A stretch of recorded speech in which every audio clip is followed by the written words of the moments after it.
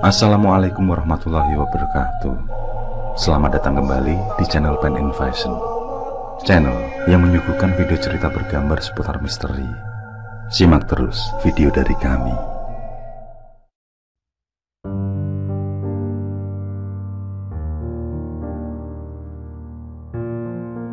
Dengan rasa yang sebenarnya sangat malas, aku tetap melangkahkan kaki.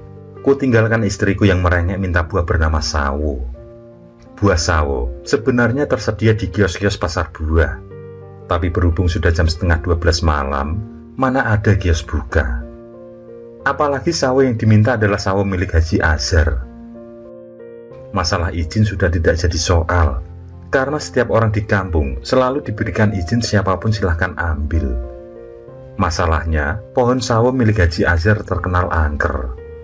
Tapi bagaimana lagi, demi penuhi keinginan sang calon jabang bayi. Aku merinding kalau mengingat cerita-cerita para tetangga. Aku pun mulai meragu. Langkah kaki rasanya terlalu berat untuk menuju ke halaman belakang Haji Azhar. Tapi kalau tidak dituruti, takutnya kelak terjadi apa-apa dengan calon anakku. Aku menghela nafas.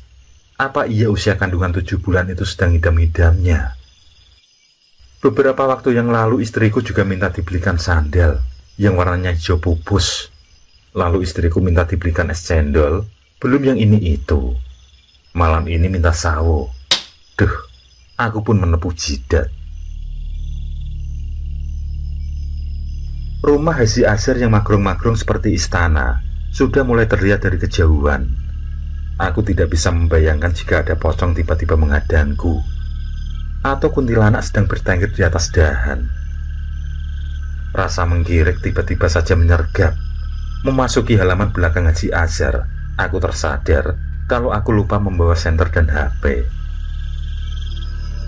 Pekatnya malam membuatku kesulitan melihat di mana buah-buah itu. Dalam cekaman rasa was-was, aku mulai mencari sawo yang mungkin sudah jatuh ke tanah. Sawo begitu biasanya sudah matang pohon. Namun karena memang gelap, tentu saja tidak semudah yang kukira. Mana nyamuk di kebun berdenging di kuping, sekaligus gigitannya sangat gatal kurasakan. Beberapa buah akhirnya kudapatkan juga. Lumayan batinku. Aku tidak ingin lagi berlama-lama. Setelah kurasa cukup, aku pun segera balik badan untuk pulang. Tidak taunya di depan gerbang aku berpapasan dengan Haji Azhar. Aku pun langsung jujur kalau barusan mengambil beberapa buah sawo karena permintaan sang istri yang sedang nyidam. Haji Azhar terkekeh. Beliau justru menanyakan mengapa hanya mengambil sedikit, padahal di atas sana buahnya sangatlah lebat. Aku berdalih kalau yang dibutuhkan memang hanya sedikit, sebagai obat kepengen saja. Haji Azhar pun merangkul pundakku. Aku tersentak karena merasakan tangannya yang sedingin es. Mari, aku antar. Ambillah sepuasnya, jangan sungkan. Tutur Haji Azhar sembari masih merangkul pundakku. Aku hendak memprotes karena tidak membawa penerangan.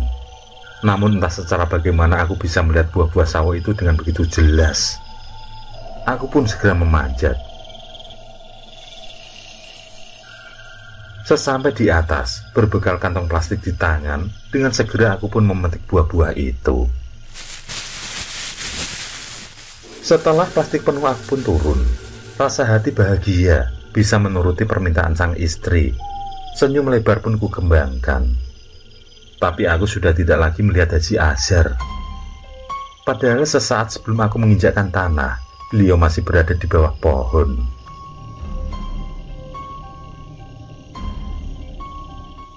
Aku pun menebar pandangan, tapi mataku hanya menangkap kegelapan malam saja. Bersamaan dengan itu, aku melihat sekelebatan orang berada di pintu gerbang. Persis sama ketika aku berpapasan dengan Pak Haji beberapa saat sebelumnya. Tidak salah lagi, itu pasti Haji Azhar. Pakaiannya putih dengan sorban di kepalanya. Padahal Haji Azhar dalam kesehariannya tidak pernah memakai sorban ala ulama seperti itu. Aku tidak terlalu memusingkan itu. Aku pun segera bergegas keluar. Kasihan Lita kalau terlalu lama menunggu.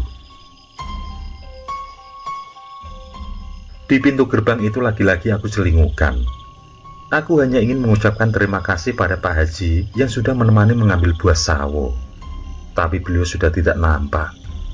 Ketika aku menoleh kembali ke arah halaman belakang, aku melihat Haji Asher sedang berdiri membelakangiku. Aku berpikir bahwa beliau memang orang sakti. Buktinya bisa berpindah-pindah tempat tanpa aku ketahui. Aku pun kembali masuk. Kalau belum berterima kasih rasanya belumlah lega. Aku sudah berdiri tepat di belakangnya. Namun Pak Haji masih tetap berdiri membelakangiku. Anehnya, sosoknya yang seharusnya lebih pendek dari aku, kali ini tampak jauh lebih tinggi, bahkan sangat tinggi.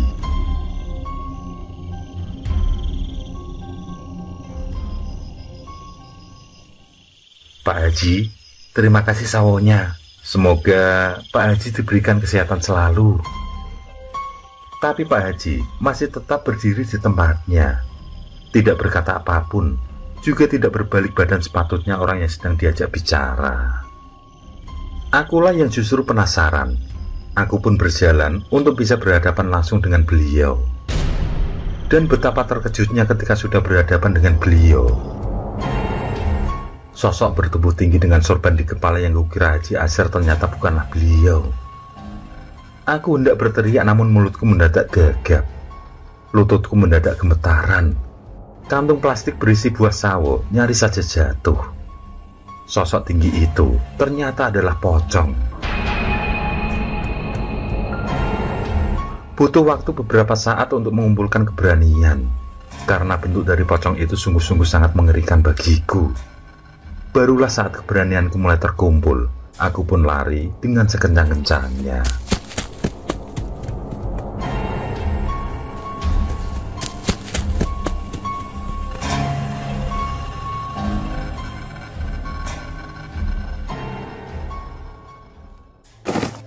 Aku meletakkan tubuh dengan perasaan sedikit kesal.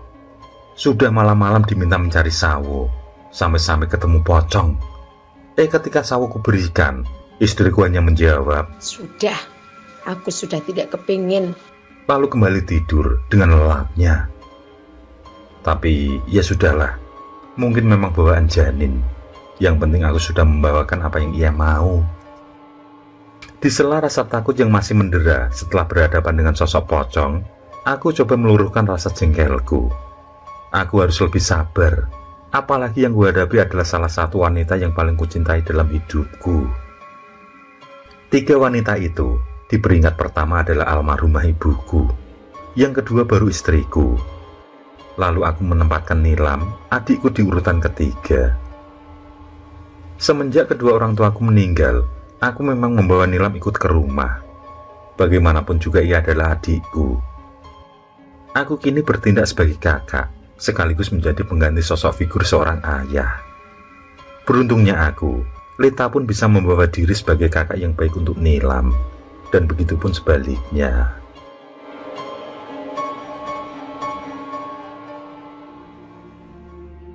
Lamunanku semakin jauh berlari ke waktu yang lampau. Hampir 5 tahun kami menikah, baru saat ini istriku hamil. Aku ingat bagaimana ibuku selalu menanyakan kapan bisa menimang cucu. Keburu tua keburu tiada, katanya. Dan benar saja, saat Lita tengah mengandung, kedua orang tuaku sudah keburu dipanggil Yang Maha Kuasa. Tidak bisa ku ingkari, kerinduan pada orang tuaku selalu menyayat hati. Maafkan aku ya Pak, Bu. Sampai akhir hayatmu belum bisa membahagiakanmu.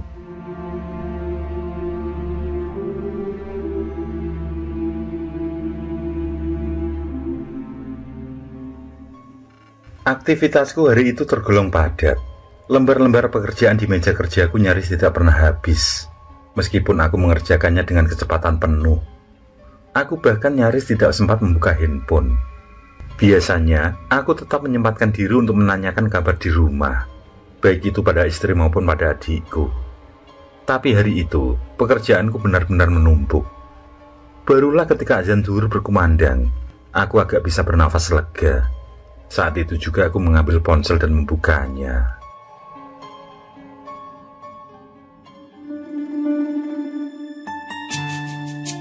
Betapa bahagia hatiku, pulang kerja disambut dua wanita sekaligus. Tentu saja mereka adalah istri dan adikku. Setelah sholat asar, aku pun mandi. Aku sudah tidak sabar menikmati masakan adikku. Kata istriku, masakan Nilam enak sekali. Seenak apakah sampai-sampai istriku memuji seperti itu?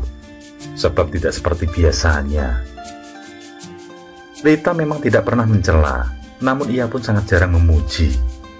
Aku sudah menuju dapur ketika Nilam memberitahuku kalau sayur sup yang ia masak tinggal sedikit. Itu pun sudah diwanti-wanti sama Lita kalau nanti akan ia habiskan. Ya sudah, aku tidak mempermasalahkan. Aku lantas meminta Nilam untuk membeli rames di warung. Bertiga, kami pun makan bersama. Dan lagi, Lita kembali memuji masakan yang dibuat Nilam. Pujian itu bahkan sampai membuat adikku tersipu. Aku pun meminta Nilam kalau besok masih libur sekolah supaya memasak lagi. Nilam pun mengangguk. Makan bersama di sore itu pun berakhir. Nilam mencegahku agar tidak beranjak dulu dari kursiku. Rupanya, ia ingin mengatakan sesuatu perihal mengenai masakannya. Nilam meminta maaf padaku, juga pada Lita, karena tadi ia memasak, secara tidak sengaja jarinya terkena pisau. Terus darahnya menetes ke dalam masakan. Nilam bercerita sembari merungut takut. Mungkin ia mengira kalau aku atau Lita akan memarahinya habis-habisan. Namun aku mengatakan kalau ia tidak perlu meminta maaf. Namanya juga tidak sengaja. Lagi pula ia tidak memiliki riwayat penyakit yang bisa menular lewat tetesan darah. Begitupun dengan istriku. Ia bahkan merangkul Nilam dengan penuh rasa sayang. Lita pun berucap besok kalau masak lagi untuknya, jangan lupa memberi setetes atau 2 tetes darah. Dan pernyataan Lita itulah justru yang membuatku tercengang. Aku awalnya menganggapnya sebagai sebuah candaan. Tapi setelah ku cermati raut wajah Lita, aku paham, istriku sedang tidak bercanda. Dia sedang dalam mode serius.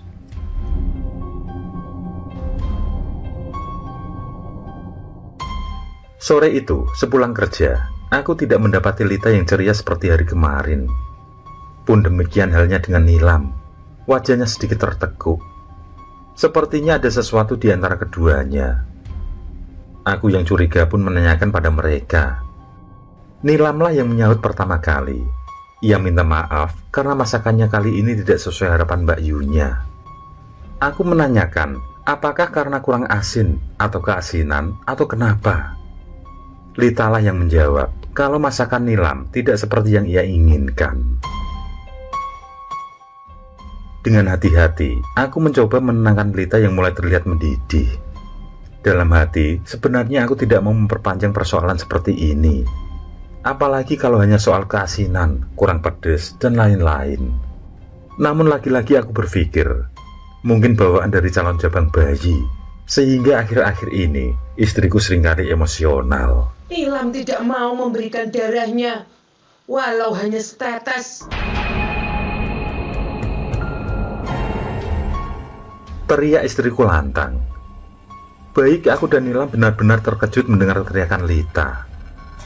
Bukan karena teriakannya yang keras, melainkan karena suara yang keluar itu bukanlah suara Lita. Suara yang keluar memang suara seorang perempuan, tapi suaranya sangat berat dan terdengar parau. Lita pun semakin liar. Matanya memandang tajam ke arah Nilam.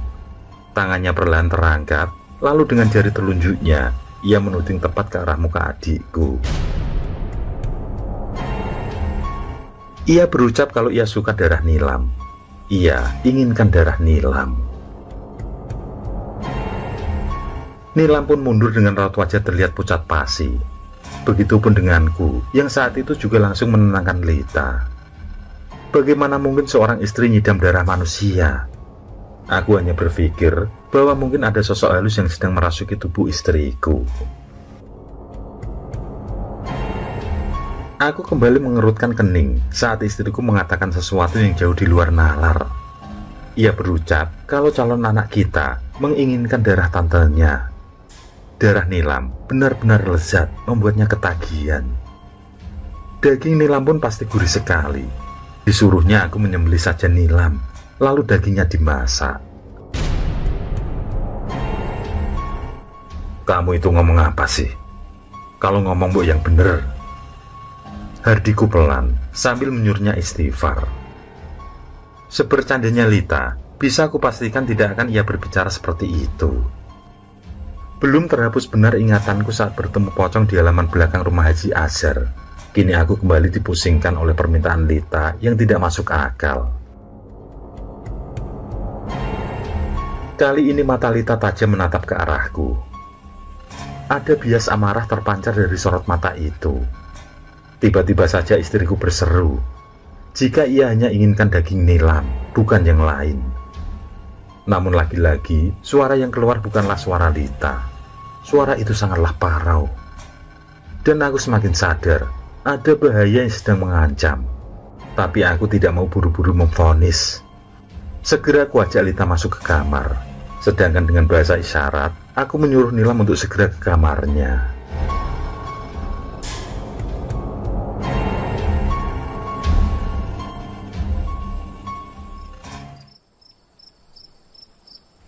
Malam itu, aku sudah terlelap dalam tidurku.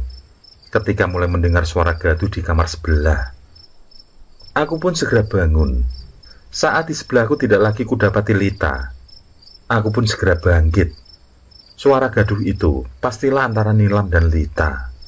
Aku tidak mau terjadi apa-apa dengan mereka.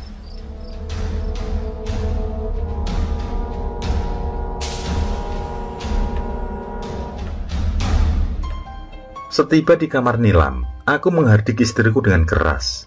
Di sana, ia tengah bergumul dengan Nilam. Dan kulihat, Lita memegang sebilah pisau di tangannya. Lita berteriak-teriak keras mengancam akan membunuh Nilam. Aku tidak berani gegabah untuk langsung merebut pisau dari tangannya. Namun saat kulihat posisi Nilam semakin terdesak, akhirnya membuatku nekat. Apalagi Lita sudah berhasil menempelkan pisau ke leher adikku. Aku pun meloncat ke arah keduanya. Aku berhasil merebut pisau dari tangan Lita. Meski akibatnya, leher Nilam tetap saja terkena goresan. Darah yang keluar dari leher adikku membuat istriku semakin beringas. Nilam hanya bisa menjerit-jerit minta tolong. Aku yang sudah mendekap istriku, bahkan harus terjengkang ke belakang saat ia mendorongku. Tidak mungkin kalau tenaga istriku sebesar itu. Cerita Nilam rupanya terdengar oleh para tetangga. Ku dengar pintu rumah digedor-gedor. Mereka juga memanggil-manggil namaku. Aku segera membukakan pintu. Dan tidak butuh waktu lama, mereka pun mulai berhamburan masuk ke dalam rumah. Mereka melihat sendiri bagaimana Lita sedang bergumul dengan Nilam. Sampai akhirnya berkat bantuan para tetangga, kami pun bisa menenangkan Lita sekaligus mengobati luka di leher Nilam. Aku mengingat-ingat, dan ingatanku kembali pada beberapa waktu yang silam saat kedua orang tuaku masih hidup. Saat itu, ibu bapakku menanyakan pada Lita, kapan akan memiliki momongan. Namun saat itu Lita merasa tidak nyaman dengan pertanyaan itu. Sampai pada suatu saat, Lita yang dipenuhi emosi berujar padaku, kalau nanti ia hamil, ia nyidam akan minum darah segar. Ustadz yang meruqyah istriku membenarkan bahwa ada sosok jahat yang mendengar perkataan Lita pada waktu itu. Sejak itulah, sosok itu selalu mengikuti Lita. Dan kemarin malam, sosok itu benar-benar merasuki Lita untuk mewujudkan perkataannya. Lain kali, tolong jangan suka bicara sembarangan. Apa yang kalian ucap bisa jadi adalah doa. Tutur Pak Ustadz. Kami pun mengangguk mengiyakan. Lita masih terlihat lemas, namun Pak Ustadz meyakinkan kalau sekarang istriku aman. Tinggal menjaga dan berdoa, semoga nanti proses kelahiran berjalan lancar, aman, selamat ibu dan bayinya. Amin. Jawab kami.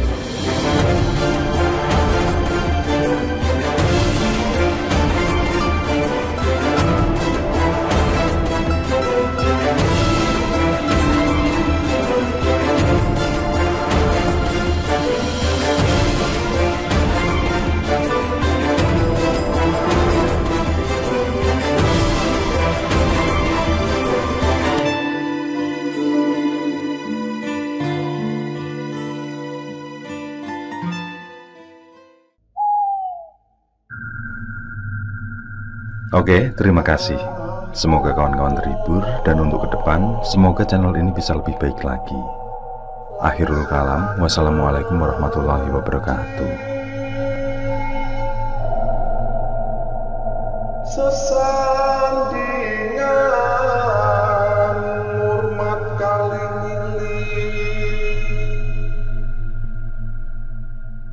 lakukan pungkasane